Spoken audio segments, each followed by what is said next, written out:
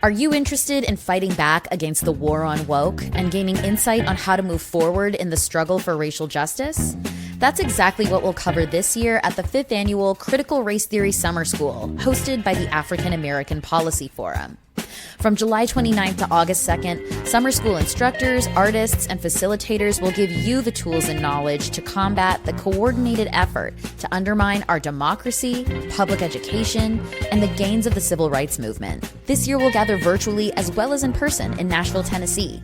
Take part in plenaries, breakout sessions, and workshops where you'll connect with community while learning how attacks on Black voices, ideas, votes, and lives are all interconnected.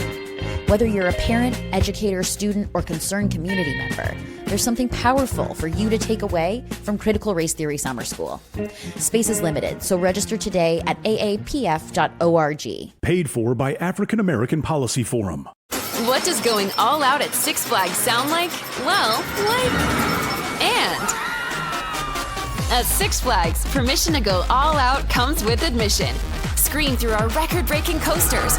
Make the biggest splash at the Hurricane Harbor Wave Pool. Take your little one on an exciting ride made just for them. And experience events like Fright Fest and Holiday in the Park. So get your daily ticket now and go all out. Visit sixflags.com to buy now. If you'd like to be able to listen to the show without ads and have full access to bonus content, that's an option. To find out how, please go to BigFootEyewitness.com/podcast. My name is Devin Wendell, and I've been an experiencer approximately my entire life. As a child, some of the first early memories were talking primarily with Jesus Christ. Other times I had talked with Buddha, and this is in, I guess you could call meditation, but as a child, I was never trained to meditate. I guess it's, just sitting quietly, when you're trying to go to sleep or go to bed. One of my earliest memories, too, I can remember using a simple childhood prayer to cast out a lower demonic, or it's actually considered a black astral being. Some of the other things going on, just early in childhood, and I'm 50 years old. Back then we didn't have the internet, to kind of seed things in the brain. I didn't have a weird uncle or aunt to kind of fill me with different stuff. So kind of very conservative background. I was raised a non-denominational Christian. But, there was multiple times as a child that I would go to my mom, and I had seen one particular past life several times, and it didn't end so well. But I would go to my mom on things that I had seen like this and mention to my mom, hey, I know that I've been here in a past life, or I've been here in a past life, and I think I know what I was doing, or, whatever the past life was. And I'd usually get back from mom that, Devin, hey, we're Christian, we're not Buddhist. We don't believe in past lives. Well, didn't really matter what mom told me, there was just that inner knowledge I always had that, no, I'd been other places. And the other kind of interesting thing that was happening, and as an adult now, as a minister and as a shaman and as a healer, this has developed a lot more. But as a child, I was able to actually see not only some of my own past lives, but other people's past lives. And it always occurred as almost like a layover on top of their face. So I didn't have to shut my eyes. It was almost like I could see an opaque overlay on top of that person. And have later found in my own ministry and my own practice that I can use this tool to not only see people's past lives, but I can see things that are in their aura or in their energetic field. So, at any rate, a little bit more about maybe some of the things I was interested in. And then I want to jump into my story about my first witnessing of Bigfoot. But as a child, back then, no internet. But so if you go back in and you'd look at some of the books that little Devin Wendell's checking out, it was everything about Bigfoot that the library had, and then repeatedly, over and over and over. And I think every one of them was, overdue and past due, right?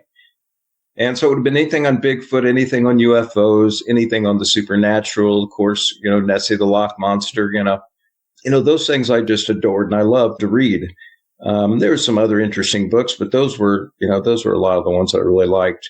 But at a certain time, I think we go through different cycles and different things. And, all of those things were at least kind of the interest for the most part, in Bigfoot and UFOs kind of went to the wayside for a little while, even though when I was 14, I did have with a couple different friends that I witnessed my first UFO. But at any rate, so there was that early calling or kind of draw toward Bigfoot, but I had put it all aside. So I want to give a little backstory to my first Bigfoot experience, because I think it maybe tells a little bit of why I had the interaction with Bigfoot on multiple times and multiple Bigfoots.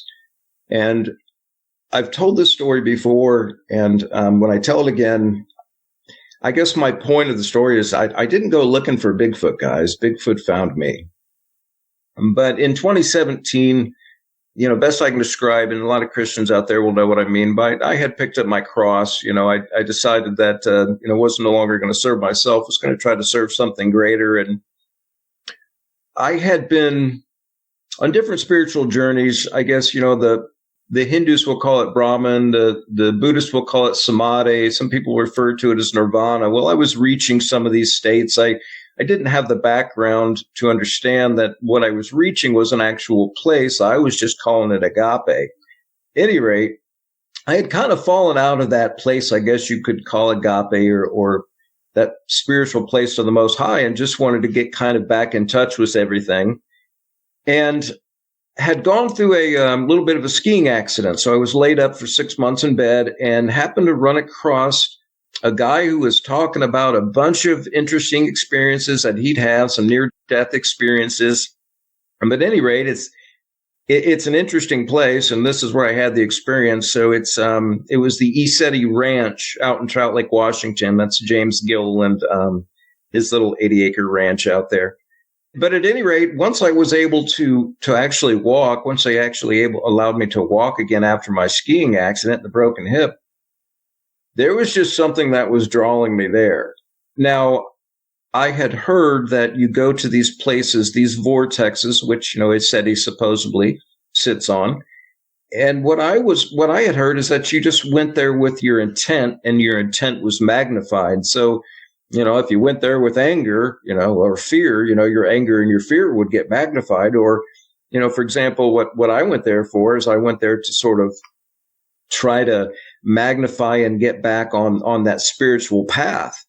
And, I wanted to have my connection back with Jesus and, all that kind of good stuff to be a little bit more solidified, like it was when I was a child, a little bit clearer maybe.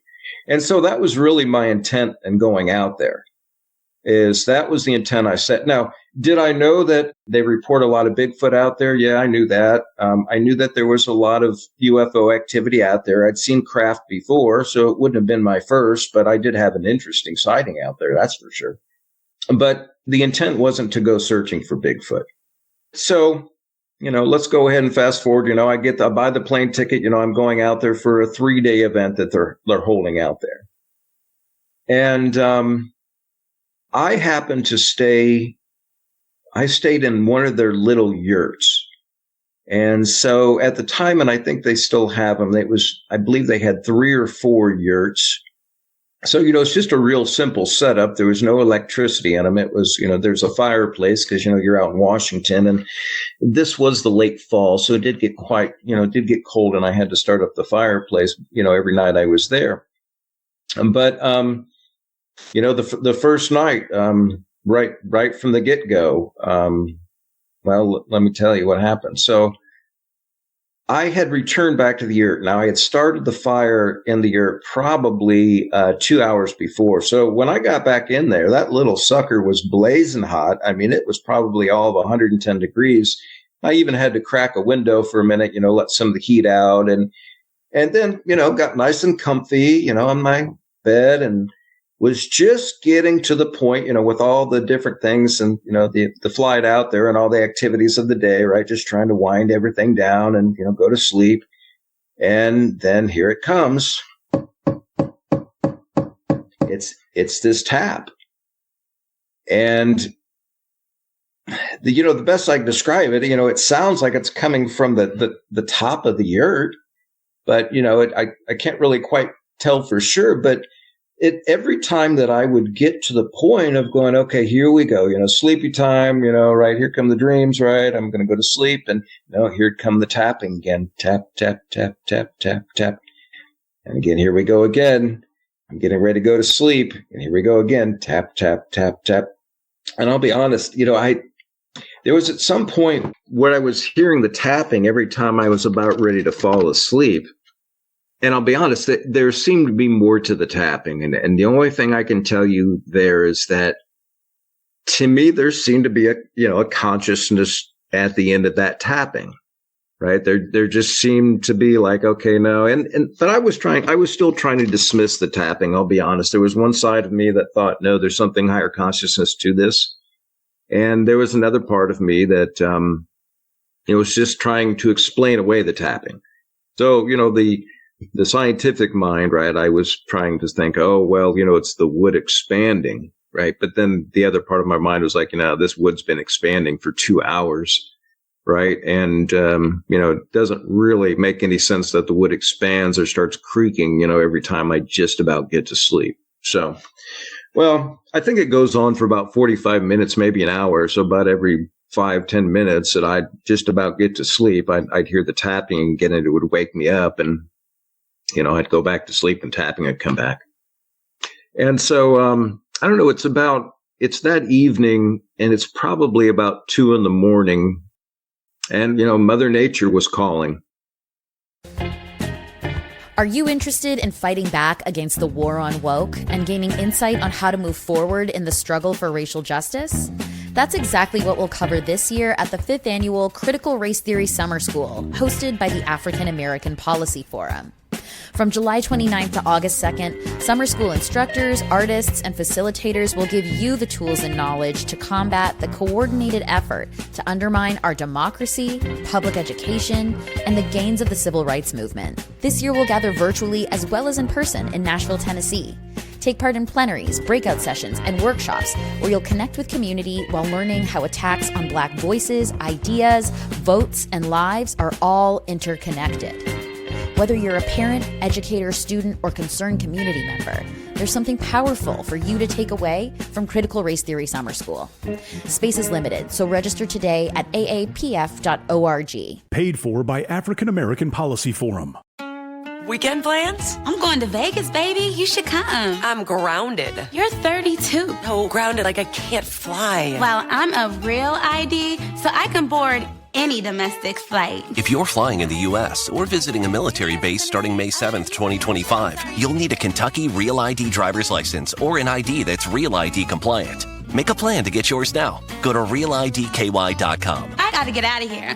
Bye, I'll see you next week when I get back. Sorry you can't come with me. Okay, you can do this. I know. Carvana makes it so convenient to sell your car. It's just hard to let go.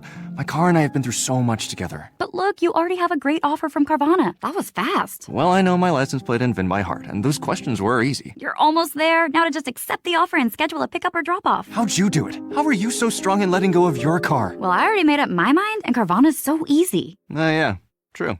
And sold. Go to Carvana.com to sell your car the convenient way. There's no restroom in the yurt, and it was pouring. I mean, I don't think we had one day that I was out there that it just wasn't raining buckets.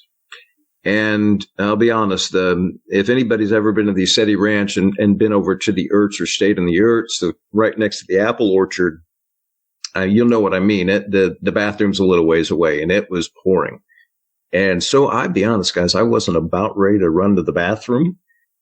I was, I'm going to open the door and I'm going to leave myself, it's 2 a.m. Nobody's standing out there in the middle of the rain. So I opened the door, and I have to be honest, guys, I don't remember if I was halfway through the process of relieving myself, where exactly was I in that process, but I had taken enough time to glance up. And as I glanced up, I caught what I know now to be a Bigfoot. And so it takes a minute, just, I don't know. It probably, the first time that I saw it, it was probably just a few seconds. And I don't know, it takes you several minutes, several hours after you see it to even process in my mind what you've seen. And, but the best I can describe it, it was probably only 30 feet away. So I was in yurt 2, and the apple orchard is just, it's within feet of those yurts, and it was probably just feet inside the apple orchard. So standing, just a couple trees deep, but there was really not much obstructing my view of it. Now, it's not bright out, and it's pouring rain, and if you've been out there, there's no real lighting. But I mean, I can see that it's, geez, is it 3 foot wide easily? By the time that I actually caught it and realized that I'm looking at something and it took me a while to realize and be honest with myself that it wasn't, human, or it wasn't a cow standing on its hind legs, because, that's what cows do right in the middle of orchards. But I finally realized that, no, this is something huge. And it's got to, I think my mind probably went to Bigfoot. But it started to literally vanish from top to bottom. And, the best way I can describe is literally it was, like, if I would have been able to walk over there in that moment and poked at it, I know it would have been solid.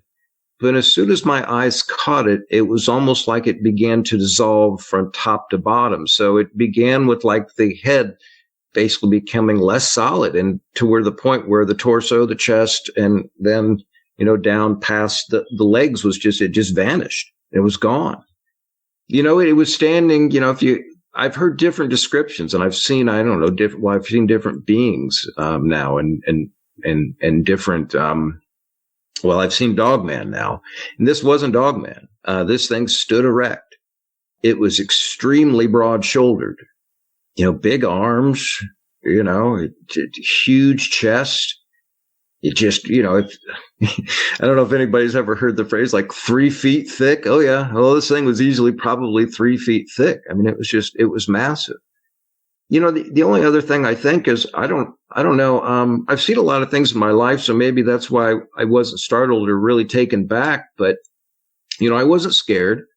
I didn't go to fear. I didn't go to worry. And I just watched this thing vanish. I think at some point I finished my business, or maybe I just went straight down my leg. I don't know. I don't remember. But, I went back in and I laid back down, and I didn't hear any tapping. But, as I sat there and I laid there, I debated, well, what did I just see? And there's that one side of my mind that still wanted to dismiss, even though I know that, Bigfoot had been sighted out there, multiple times by multiple people. I was still like, well, there's a rancher over there, and he's got some cows, maybe one of them got out, was walking on its hind legs. Sure. Right. So, there was still that part of me that wanted to dismiss what I had seen, even though, cows don't vanish in thin air either. But at any rate, so, I get up the next day, go have breakfast, and I share my story. And a couple of people chime in that, it's their second or their third stay there, and they've seen not just one, but they say a family of 3. So like a mom, a dad, and a youngster, I guess. And so, we'll fast forward to that, my second night there, it's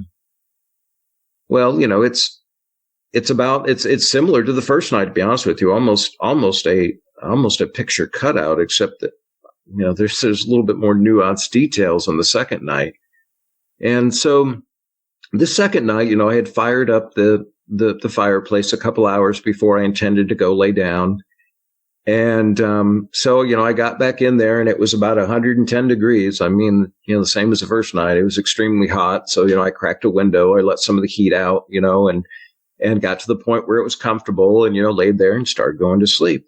Well, here we go again. There it is. Tap, tap, tap, tap, tap, tap, tap, tap, tap.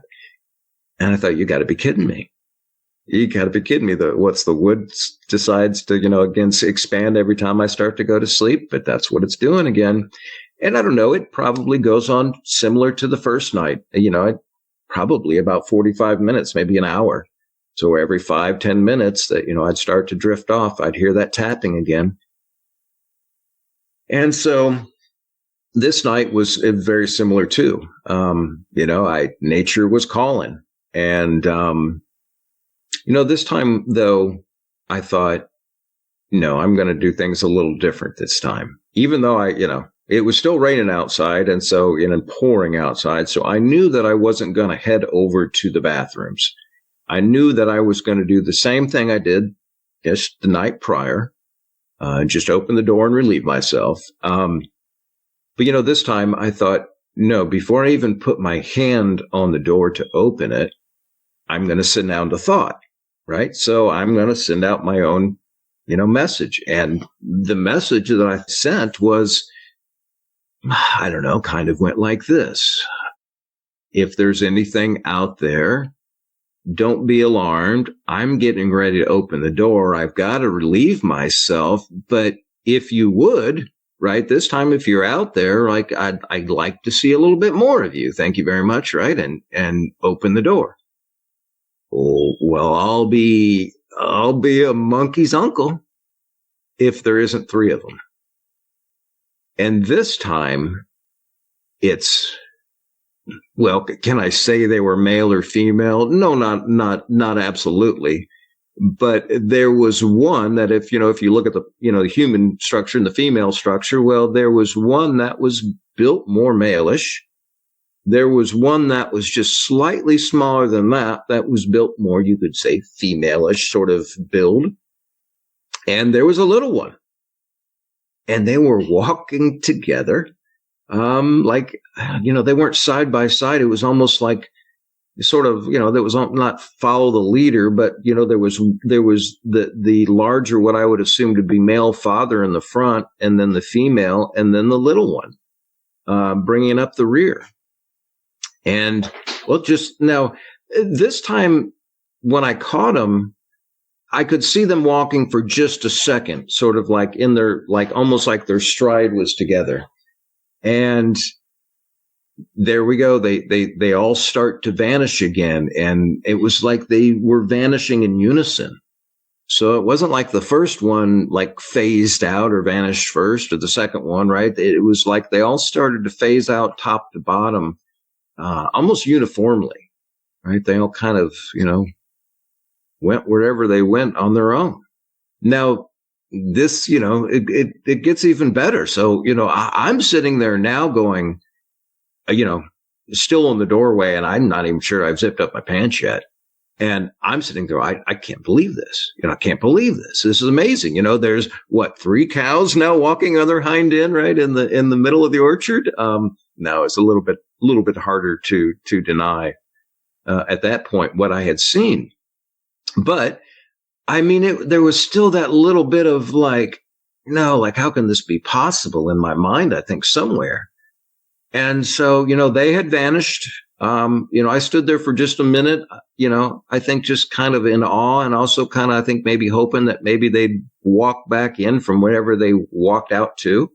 And they didn't. But to me, it gets even better, because this is just, to me, this is 110% confirmation about what I'm about ready to tell you of what I just saw.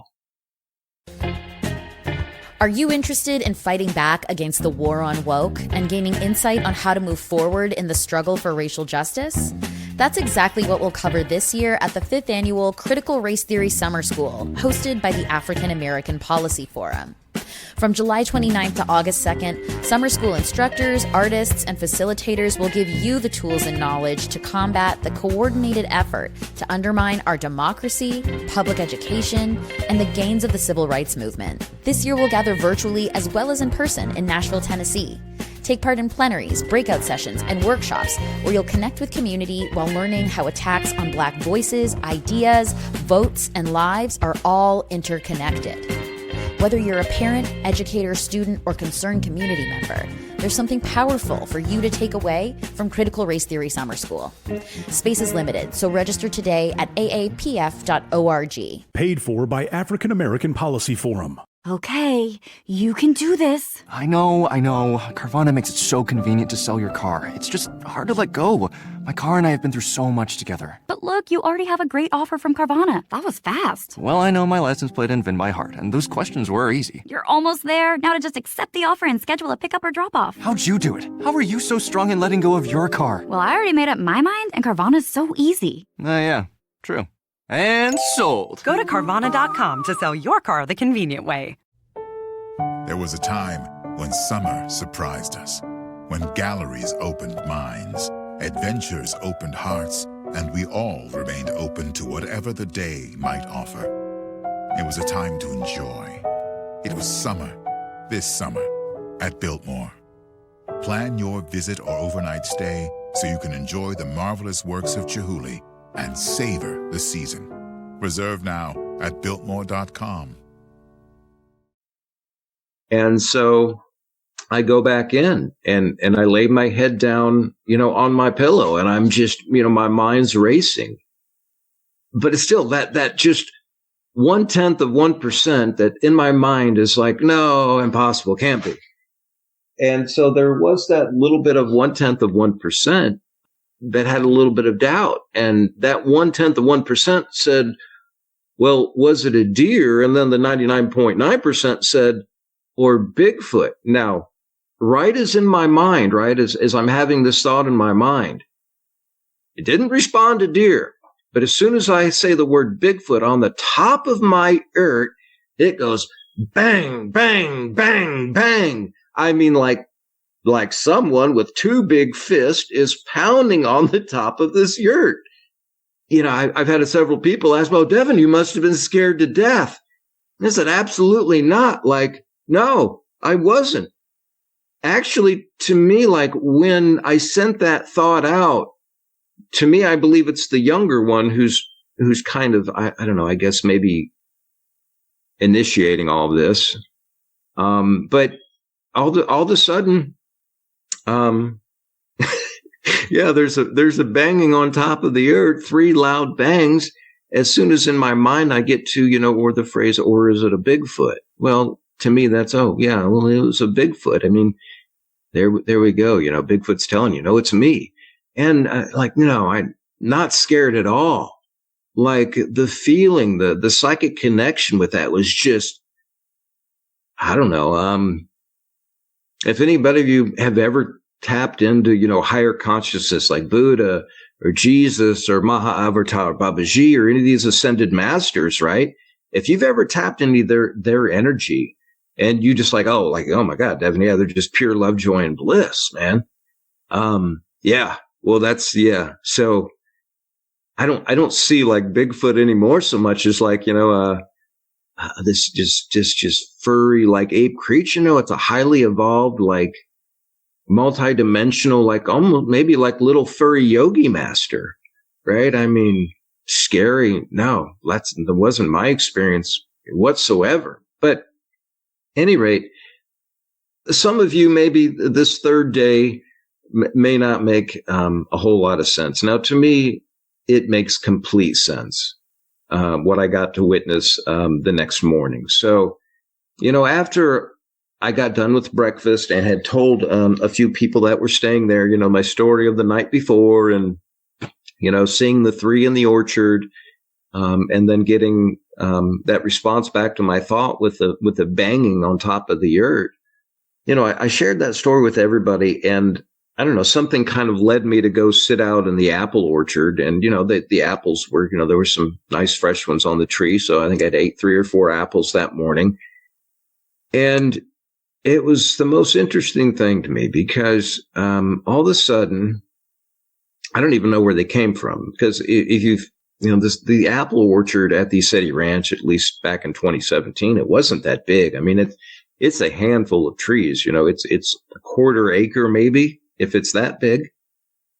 But I'm sitting there and I'm kind of reflecting back on the previous nights of events and just what all that meant. And, that, maybe even my ideas of, whatever I thought was a Bigfoot obviously was, at least in my own thoughts, was, I think, completely wrong, or, my paradigm had been completely shifted about who Bigfoot was. But again, in that thought process, just sitting there, and up walks this baby deer.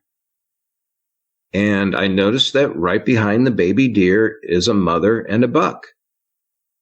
And my hand to God, guys, although I'm a nature guy, and, animals tend to dig me, but I've got hundreds of deer that come on to the Christ Light and Love Center here in Burkesville, Kentucky all the time. And, none of them respond. And these deer here know me, I can see 3-4 generations of deer here, but they don't come up to me. They don't interact with me. Even if I'm very quiet around them, they run. But this little baby deer comes up to me in the middle of the orchard and got so close, guys. I mean, I could have reached out, kid you not, I could have reached out and I could have grabbed its nose. And part of me wanted to, because I knew that this thing was going to let me pet it. But then I had a thought in my mind. All of a sudden it was like, I don't know, for me, it was like a light switch went off, right? It was just, there we go. Yep. And so my thought was, oh, wait a minute. You're not a deer at all. You're that baby Bigfoot I saw the night before. Now, at about that split second, and about the same time, I'm trying to figure out, how are you doing this, right? Are you doing some sort of mind mend, right? You're kind of bending my mind. Are you somehow like wearing some sort of a deer suit that I can't see through? But at about that same moment that I realized, like, no, you're not a baby deer, and that's not your mom, and that's not your dad. Well, it is your mom and your dad, but you're all Bigfoot, right? And somehow I'm being fooled. Well, at that time, the buck, starts literally scratching at the ground. And at that point in time, like, what I got the meaning from the buck was, hey, kid, let's go, and let's get out of here. Well, all of a sudden, Dad Buck, right, calls the dad little baby deer, and the three of them run off. Now, again, to a lot of people, they might say, oh, Devin, now you've gone a little bit far. I believe in Bigfoot, but I don't know about, Bigfoot being able to disguise himself as a deer. And, there was a Lakota elder who, not in 2017, but later in 2018, when I returned back to the ranch as a volunteer. But there was a Lakota elder that I was sharing that story with. And he goes, oh, no, yeah, Devin, that's probably exactly what you saw.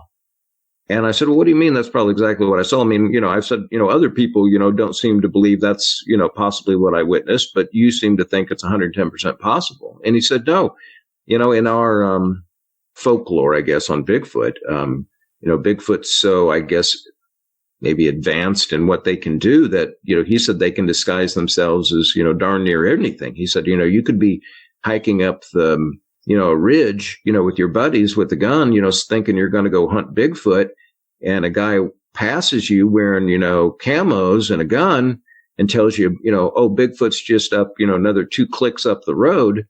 And, he says you could have just walked by Bigfoot. So, Vic, we're all psychic. Believe it or not, we're all psychic because we're all one. Everything, Buddhists talk about this. It's not so heavily, talked about maybe in the Christian religion, but, we're all one. Now, okay. So why highly spiritual? Well, you know what? I didn't see like Bigfoot with like any gadgetry. You know what I mean? There's 2 times that I witnessed them that, undoubtedly the first one and then the 3 together, they didn't have smartphones. They didn't have computers. They didn't have ray guns, right? To me, as far as I can tell, they didn't have any technology at all. But yet we're able to communicate with me, and we're able to simply phase out of this dimension. And the only other beings, human beings that I know that are capable of doing this, well, those would be ascended masters. And so there we're talking about, Maha Avatar Babaji, Jesus Christ. There's not just one Buddha. There's been multiple Buddhas. But, the Hindu religion for over 8,000 years talks about when someone reaches this highest level of spiritual attainment that the person can leave either via the rainbow light body, right?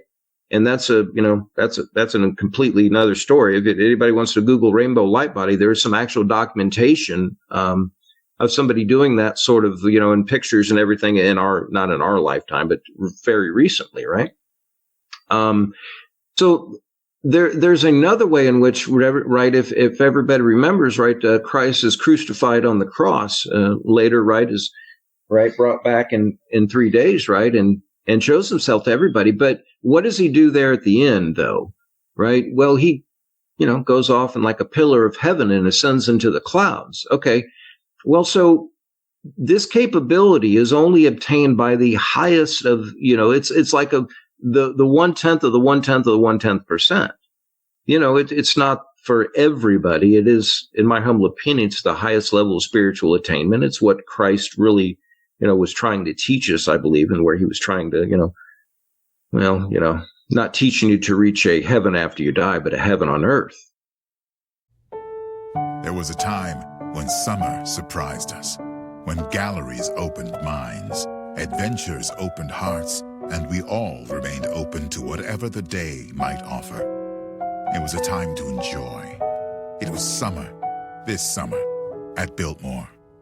Plan your visit or overnight stay so you can enjoy the marvelous works of Chihuly and savor the season. Reserve now at Biltmore.com. Every day, we rise, challenging ourselves to work for what we believe in. At U.S. Border Patrol, protecting our borders is more than a job.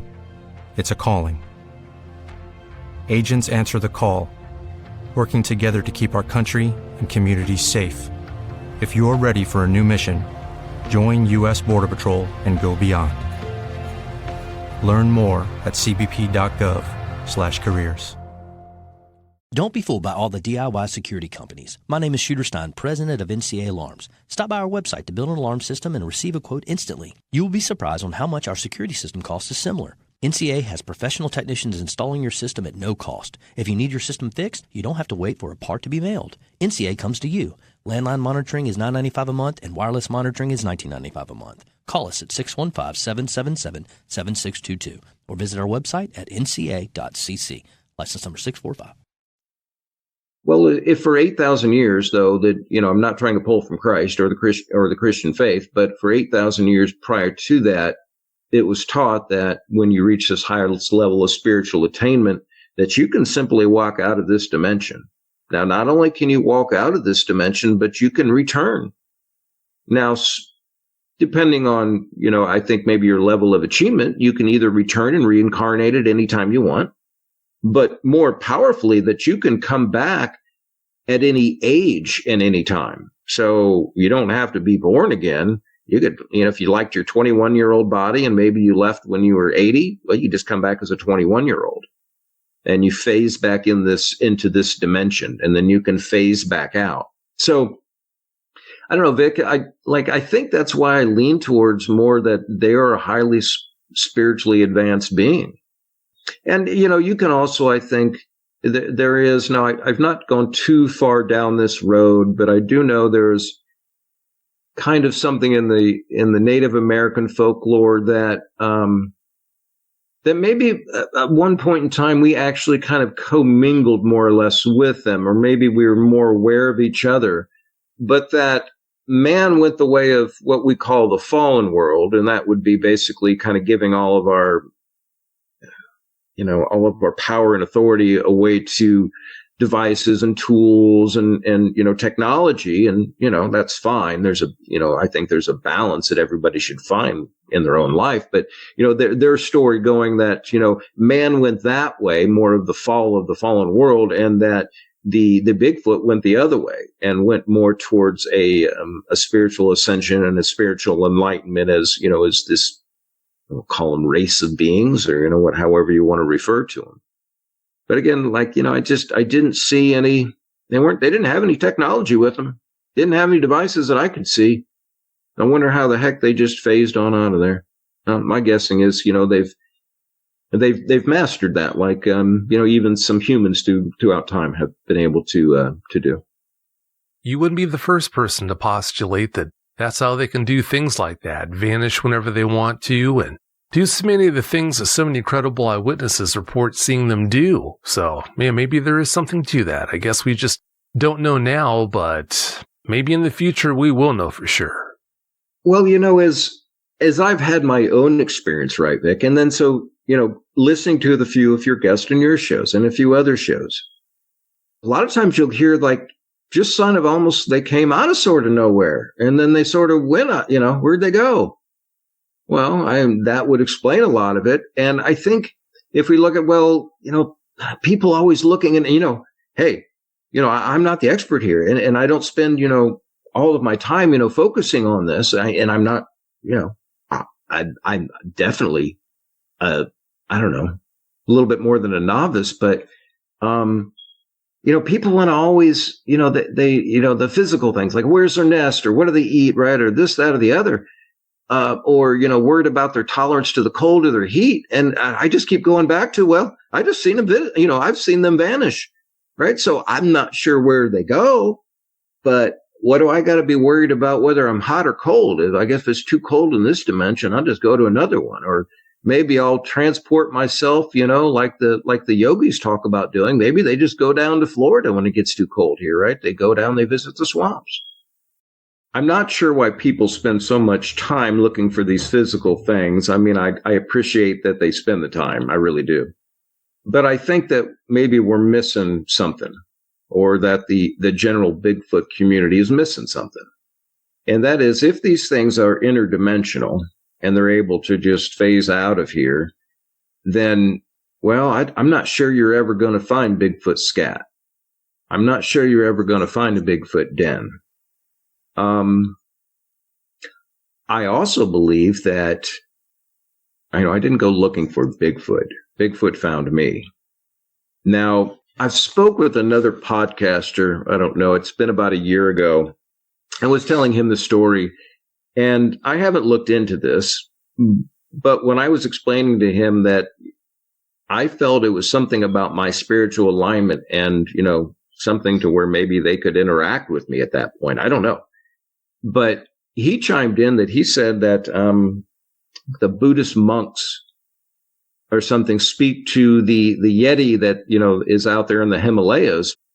The Buddhists will say that you have to reach some level of spiritual enlightenment even to be able to see the Yeti. And so in my own experience, at least, I believe this to be true.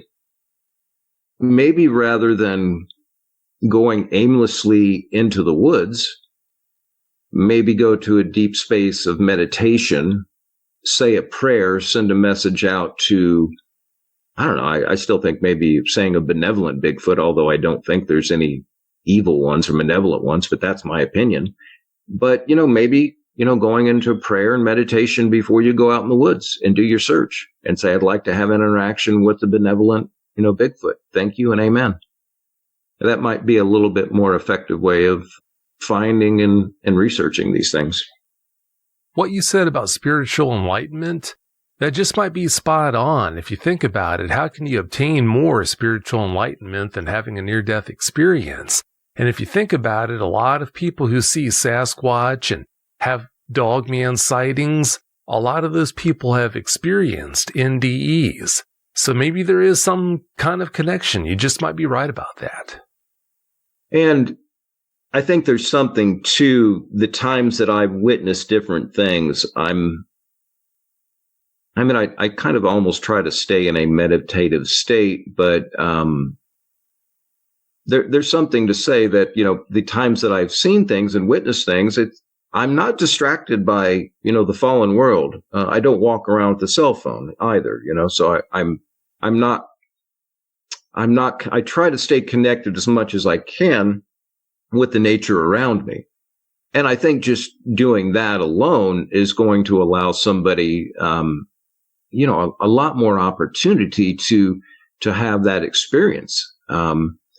what if Bigfoot can morph into different animals, right? And walk right by you as a bear or a hawk or whatever, or as an owl. I think if we're not paying attention, we're too distracted and we're not, if you will, kind of, staying in that place of calm and meditation, then we might miss the little signs or that little voice inside our head saying, hey, what is that? Like, right, why does that feel a little bit different? Yeah, that's a really good point. You knew about all the UFO sightings that had been reported around the SETI Ranch before you visited it.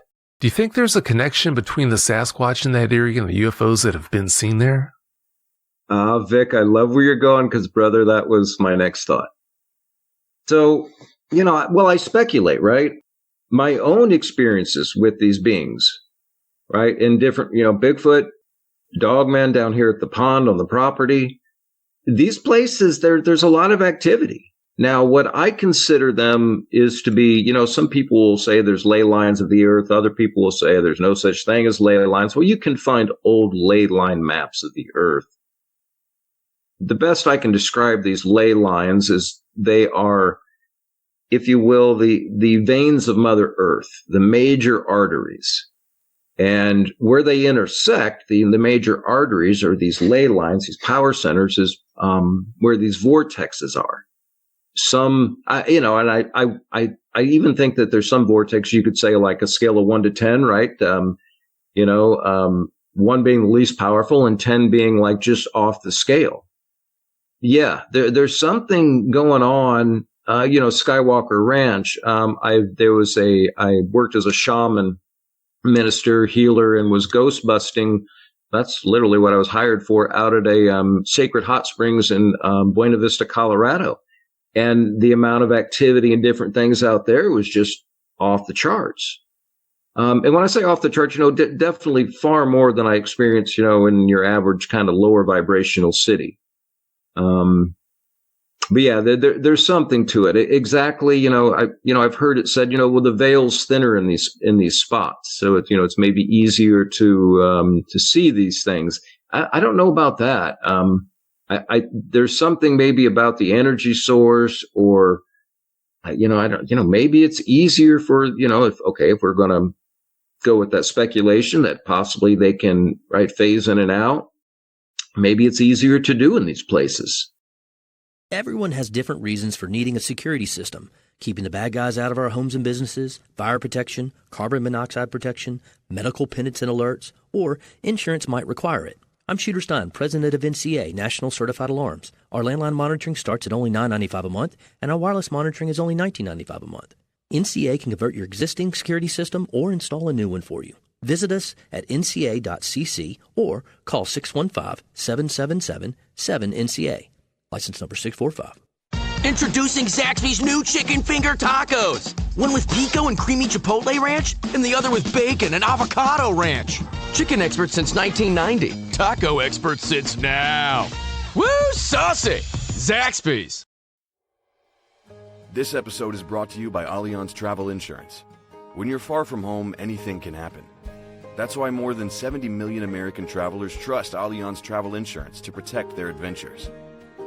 With benefits for medical emergencies and evacuations, trip cancellations, travel delays, and baggage mishaps, you can travel with perfect peace of mind. Learn more and get a quote at AllianzTravelInsurance.com. Why here in Burkesville, Kentucky, does everybody and their mother and their brother have a story of a UFO and a Bigfoot? But they do. And, myself here on the property, too. There's way too much stuff that I've seen out here in an evening that I'll ever see in an entire year in most cities. But, yeah, there's something to it, Vic. I can't put my finger on it exactly what it is, but there's far too much that goes on, that's paranormal. And, even, on the realm of, on that spiritual veil almost getting thinner, too. Going back to, my original reason I went out there, not to be too corny of the Christian minister, but, I wanted to reinforce my connection with Christ again, sort of like it was when I was a child. And, oh, brother, I got that and then some out there. I mean, my hand to God and Jesus. I don't, I guess I know other people too that have gone out there to see more of Buddha, right? To kind of raise their own spiritual vibration, right? And they just bring that intent there, and that's what gets magnified. And I've seen this happen in other places too, like this, where I put that prayer or that intent, right, out in these places physically while I was there. And boy, brother, I'm telling you, I've seen prayer answered in less than 24 hours. Stuff that it's like, well, holy cow, there must be something to these places. Yeah, there just might be. There's got to be a reason why so many Sasquatch sightings happen there, and UFO sightings as well. So, yeah, it does make you wonder. You told us about the Sasquatch you saw the first night when you went out to relieve yourself, and then the second night you went out and saw the three. You didn't really flesh out what they looked like all that much, so I want you to please take your time now and describe what you saw for us as accurately as you can. Well, it's poorly dimly lit, but there's enough sort of backlight coming from, there's a washroom that sort of sits behind, if you're staying in the Ertz there, there's a washroom that kind of has a light on. I think it's on 24/7, but it's nothing real bright. So there was it's more of their silhouette really that I could see. I wish I could give a description of the face, and can't because it was just too dark. Maybe I go back to their hair, right?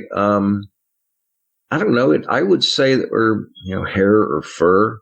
I mean, the whole entire body was definitely covered from what I could see, and through that, the silhouette, right, is where I can see the fur or hair. But it's I don't know. It's probably if you could guess to where the physical, right, the physical part of the creature, right, the flesh and bones ends, and then the hair begins. I don't know. The hair probably stood like several inches, maybe 4 or 5 inches, like off of the physical being, and I didn't appear matted at all. Almost like not like it was stuck its finger in a light socket, but like. It was all sort of, for wherever it was growing out from that position, right? Like, where my hair grows out and long and down, right? Well, it was, sort of all kind of the hair was all kind of protruding out. Other than just their size. Now, I'll be honest, that first night, I look back now and I look at the size of all three of them, right? When they were all standing right next to each other. And I still want to guess that I saw the small one the first night, but I would have had no way to tell because I didn't have anything when I say small, the small one was larger than me, and I'm 5'10". I would say the small one was all of close to 6 foot, maybe just slightly more than 5'10", but if I'm 150 pounds, right, the small one was 300. I mean, it was thick. I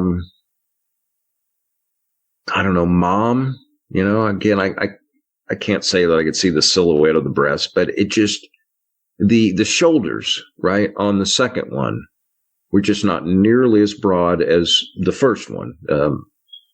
So from, as I'm looking out and I see the three of them, it's from left to right, my left to right. It's the small one, then it's Mom, and then it's Dad. And, Dad was, I don't know, all of 8 foot, possibly 9. I guess I wish I would have had a flashlight, but I'll be honest, I don't think they probably would have let me spotlight them. I have a feeling that I was, for whatever reason, was even blessed to see what I was able to see. I also feel like just my intent of when I put my hand on the door that second night and got to see the three of them, I think just me putting that thought out there that, hey, you know, I'm getting ready to come out. Don't want to startle you, but I'd love to see you again. You know, if you could hang out for a second. You know, I don't know if I would have seen him again that second night if I wouldn't have almost, you know, put that out there and said, you know, hey, don't go anywhere. You know, I'd like to hang out for a second. But, you know, something else, you know, tells me that in some way it was meant to be. And I don't know how to tell you other than, something ordained in the stars has not fully unpacked, if you will, in my own brain. And, you know, when I'll hear other people's stories about, you know, Bigfoot that they've heard, a lot of times some of the things that they say will sort of, I don't know, for lack of a better term, just not reinforce what I've seen, but, you know, lead me to believe that, you know, number one, they're not an aggressive being, I don't think. I've heard the stories of people going into the woods and getting rocks thrown at them and getting yelled at this and being extremely scared. And, you know, my thought is, you know, the Bigfoot might simply be reflecting whatever you're bringing into the woods. And I know a lot of people may not like to hear that, but like if you come to where they are or whatever, and I guess maybe they don't want to go anywhere, they want to hang out, don't want to phase out maybe, that they just meet you where you are. And so if you go into to the woods with love, joy, and bliss in your heart, well, that's my humble opinion. That's where they're going to meet you. They're going to meet you where you are. Wish I could give, more description, Vic. You know, it's just, but when I've witnessed dogmen now, though, that's kind of skinny, hunched over. You know, these are definitely, you know, fully, you know, standing erect. And there's nothing skinny, that's for sure, about the ones that I had seen. They definitely eat pretty well. Oh, I'm sure they do. I don't doubt that. Well, Devin, I can't thank you enough for coming on and sharing the details of those experiences with us. I really appreciate it. Hey, no, Vic, again, I appreciate you having the forum that allows people to come on here and share as much as they can. You know, if anybody gets a chance and they want to look into a little bit more of, kind of what I'm doing out here at the center, it's called the Christ Light and Love Center. It's here in Burkesville, Kentucky. And there's a website that I have that supports my ministry, my shamanic healing that I do. And that is ChristLightAndLove.com. You can always find me there. And there's a small YouTube channel with the same name where you can see a few of my short stories. But again, Vic, I appreciate you being here and giving me the opportunity to come on and share my story. Glad to do it. Wouldn't have it any other way. And so the listeners know, I'm going to post links to both of those websites that Devin just shared with us in the description for tonight's show. So that'll make it really easy to find them. But having said that, thanks again so much for your time, Devin, and have a great night.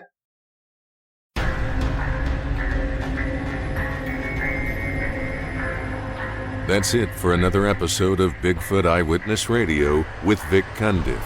If you've had a Sasquatch encounter and would like to be a guest on the show, please go to BigfootEyewitness.com and submit a report. We'd love to hear from you. Thanks for listening. Have a great night.